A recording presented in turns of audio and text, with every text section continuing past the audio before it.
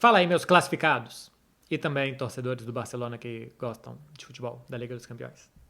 Tudo bem, gente? Eu vou falar do sorteio das quartas de final, do enxavamento já, que é muito importante para final da Liga dos Campeões também. Dar aqui os meus palpites.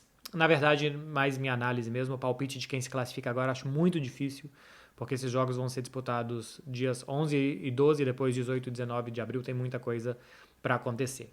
Eu não sei ainda se nas quartas de final eu vou estar na Alemanha, se eu vou estar na Itália, se eu vou estar na Inglaterra, se eu vou estar em Portugal, se eu vou estar na Espanha. O certo é que em qualquer um desses lugares que eu esteja, eu quero ter uma internet rápida, segura e confiável. E para isso que existe a NordVPN. Se você ainda não sabe, a NordVPN é uma forma de proteger os seus dados da internet, de você navegar com velocidade e de ter acesso também a conteúdos que só estão disponíveis naquele país que você escolher. Na descrição aqui do vídeo, e eu também vou deixar um comentário fixado por aqui, tem o link para você clicar para o aniversário de 11 anos da NordVPN. Você entra aqui nesse link, nordvpn.com/Marcelo, mais fácil que isso, impossível, para você adquirir um plano de 2 anos com um mês grátis e ainda tem um presente para vocês.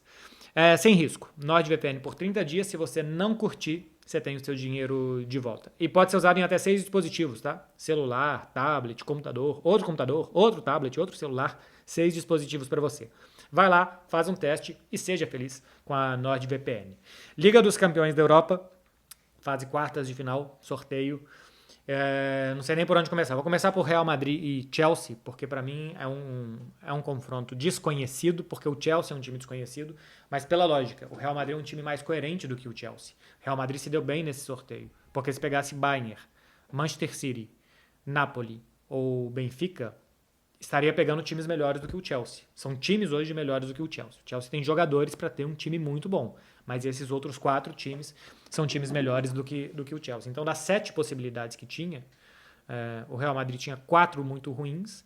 Tinha Inter e Milan, que eu acho que a Inter está num nível parecido do Chelsea por outros motivos, e o Milan acho que hoje está um pouco abaixo desses, embora a tabela de classificação ainda siga muito perto da Inter de Milão. O que eu não gosto do Milan nessa temporada são os jogos grandes, eu acho que deixou a desejar, mas é papo para daqui a pouco. Mas enfim, é bom para o Real Madrid. Que o jogo não se decida no Santiago Bernabéu nem tanto, porque o Real Madrid se faz muito forte no Santiago Bernabéu, mas o fato de ir decidir em Stamford Bridge não é também motivo para muito drama, porque o Chelsea, na Premier League, já deixou escapar 15 pontos em 12 jogos no Stamford Bridge, é um time que tem sua 10ª melhor campanha como mandante, ou seja, não é um time que em Stamford Bridge é fantasmagórico, que ninguém segura, que jogar lá é um inferno, que você tem que ver se sai vivo de Stamford Bridge. Não tem muito esse conceito. Então acho que é um bom sorteio para o Real Madrid nas quartas de final. Mas na semifinal, uma vez que passe, o Real Madrid ou o Chelsea, vai ter pela frente os 2 favoritos. Real Madrid, Manchester City e Bayern, eu acho que largavam à frente dos outros, largavam os 3 como favoritos. Muito difícil dizer por sensações quem é que fica à frente.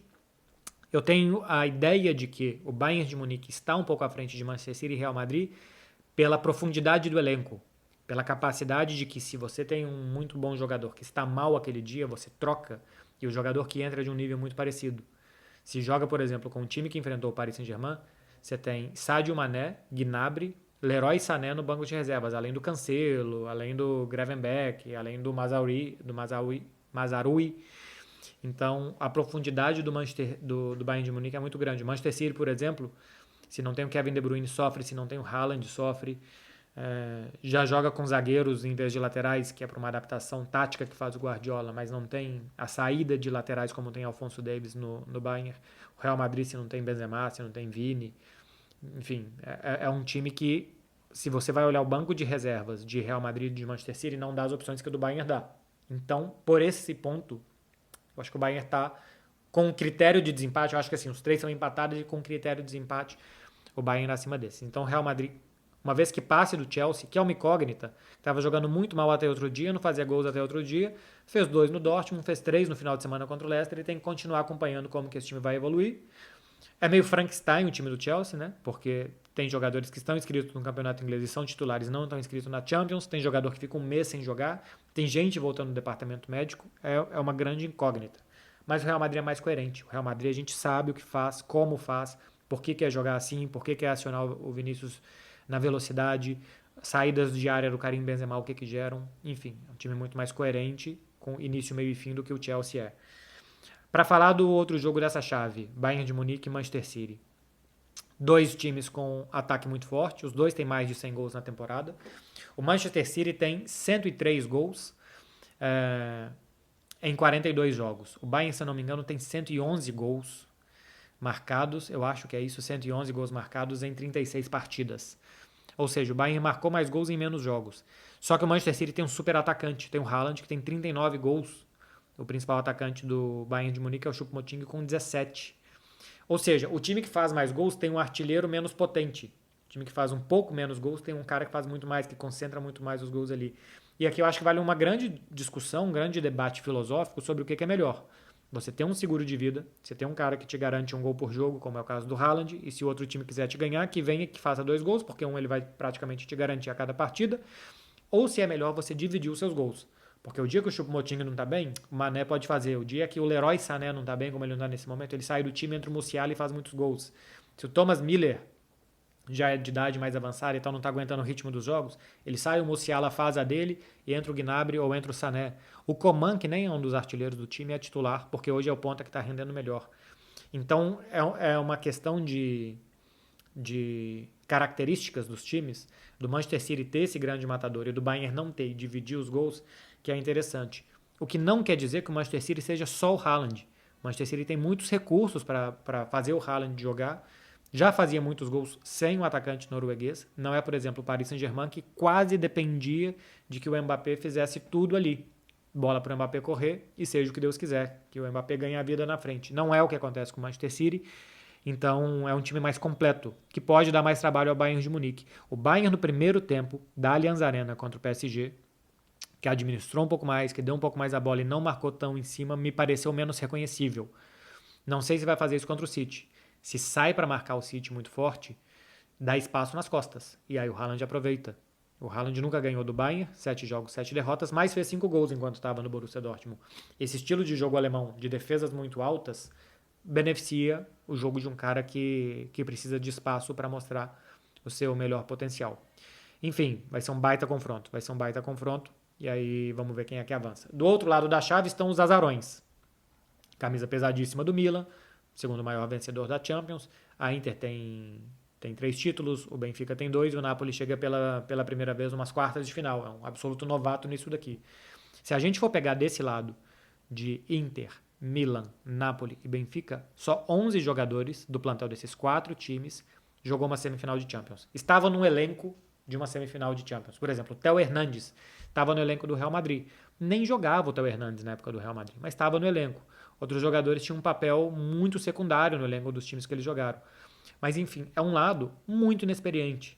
Se a gente for pegar que cada elenco de um time profissional tem 25 jogadores, 4 times são 100 jogadores. 11 de 100 já chegaram numa semifinal. Ou seja, 1 a cada 10 jogadores dos caras que estão desse lado da chave já chegaram numa semifinal de Liga dos Campeões. É muito pouco. É um lado muito inexperiente, o que acaba que entre eles eu acho que se iguala mais ou menos. O problema é que do outro lado tem muitos jogadores experientes, experimentados, mas aí é um papo para junho, para quando chegar na decisão. Sobre Benfica e Inter de Milão. Primeiro jogo em Portugal, segundo jogo é na Itália.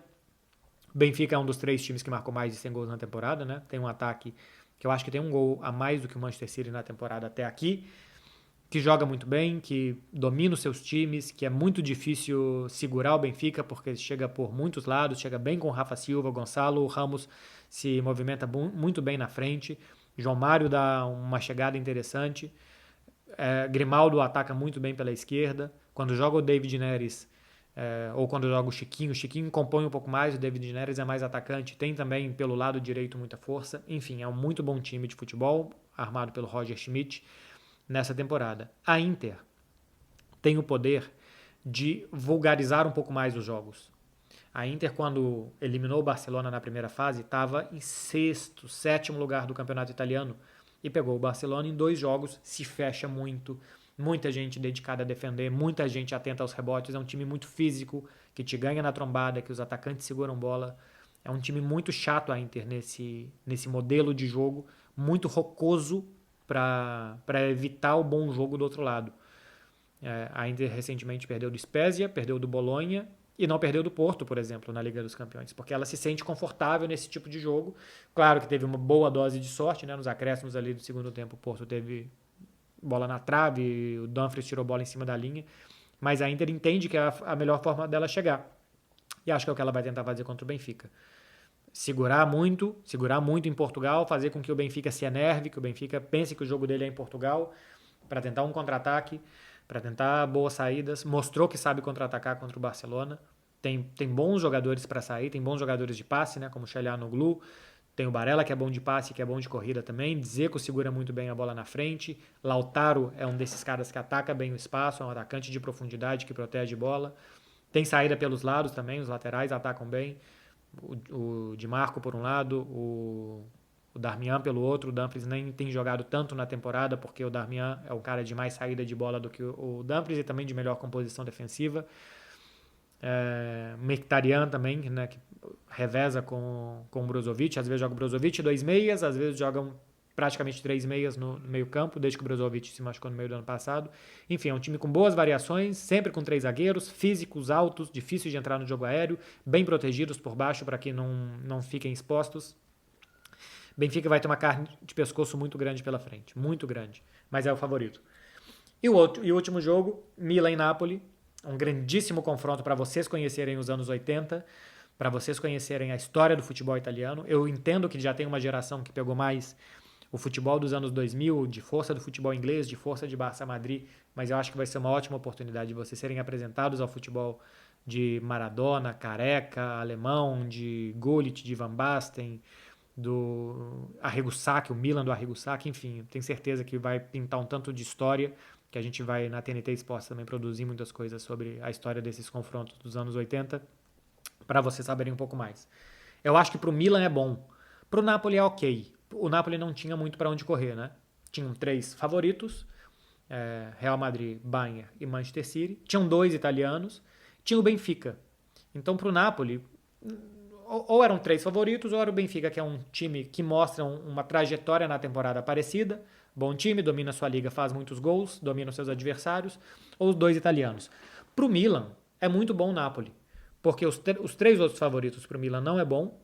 O Benfica, eu acho que pro Milan também não é bom. Só que pro Napoli, como é um fator time local, que conhece, que já enfrentou nessa temporada, isso é bom pro Milan, porque encurta um pouco as distâncias, coloca um pouco de pressão para cima do Napoli. Pô, o Napoli tá 20 pontos na frente do Milan no campeonato italiano. O Napoli tem a obrigação de passar. Ah, mas é a história do Milan e tal. Não, cara, as taças não vão entrar em campo. Vai entrar em campo são os jogadores. E os jogadores do Napoli colocaram 20 pontos à frente do Milan. Então pressiona o Napoli, coloca uma tensão. E o Napoli não disputa essa Champions com uma tensão, porque ele está simplesmente aproveitando da Champions e se divertindo nela, enquanto os favoritos têm que ficar mais tensos porque eles têm mais obrigação de ganhar.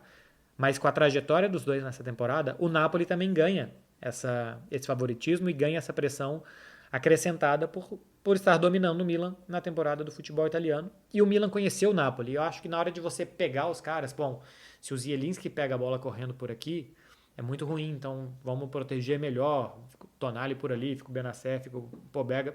Não sei como que vai montar o Pioli o time, mas conhecer o adversário é melhor que não conhecer. Tudo bem que o Napoli também conhece o Milan, mas como o Napoli normalmente se impõe, quem vem em inferioridade tende a olhar mais para o adversário do que quem vem em superioridade. Embora quem vem em superioridade também estude o adversário e tal, mas basicamente você vai jogar o seu jogo. Quem vem inferior é que vai adaptar o seu jogo a quem vem por cima. Então, para o Milan, eu acho que é uma grande vantagem. Teriam 2 bons adversários para o Milan, Inter e Napoli. Inter seria melhor do que o Napoli até, porque aí é bem parelho. Aí seria quase 50-50. Com o Napoli existe uma desvantagem técnica, mas é melhor para o Milan pegar o Napoli do que pegar os 3 favoritos. E eu acho que o Benfica, porque não teria o fator rivalidade. Então, acho que o Milan se deu bem no sorteio. Se alguém se deu bem nesse sorteio, foi o Milan. Depois eu acho que foi o Real Madrid, que pega um time muito inconstante. E depois o Benfica, porque não pega um dos 3 favoritos. De quem se deu bem, é isso. Quem se deu mal? Bayern e Manchester City. Foram os 2 que se deram mal. E o Chelsea, que pegou o Real Madrid. Mas especialmente Bayern e Manchester City, porque é praticamente uma final que eles vão ter pela frente. O Chelsea, como já é mais frágil mesmo, se pegasse Real Madrid, ou Bayern, ou City, ou Napoli, o Chelsea já se veria numa situação, em teoria, partindo de inferioridade pela história da temporada. Se o sorteio tem vencedor, é o Milan. depois ao Chelsea, depois ao Benfica. Se o sorteio tem perdedor, Manchester City e Bayern são os perdedores. E eu acho que vai por aí. Eu acho que é isso. Tá falado, meu povo? Espero que eu tenha explicado para vocês. Ainda não saiu a data dos jogos no momento que eu tô gravando isso. 11 e 12 a ida, 18 e 19 a volta. Veremos o que vai acontecer. Espero que vocês se divirtam nas quartas de final. Eu gostei muito do sorteio, eu acho que vou me divertir bastante. E a semifinal também já tá montadinha pra gente ter o caminho até a decisão. Se vocês puderem se inscrever aqui e curtir, eu agradeço. Hoje vou abrir caixa de perguntas no Instagram para responder nesse sábado. Nesse sábado sai o vídeo com as perguntas respondidas por vocês, que vocês fizeram e que eu vou responder. E aí domingo eu faço o vídeo também de Barcelona e Real Madrid. Tá falado, gente? Bom final de semana para vocês. Eu sempre falo para ter juízo. Não vai ser diferente dessa vez. Que vocês aproveitem o final de semana. Mas é no dia que eu respondo as perguntas que eu gosto mesmo de incentivar que vocês tenham um final de semana que vocês merecem. A sexta-feira fica por conta de vocês. Amanhã a gente conversa melhor. Valeu, gente. Um beijo e até mais.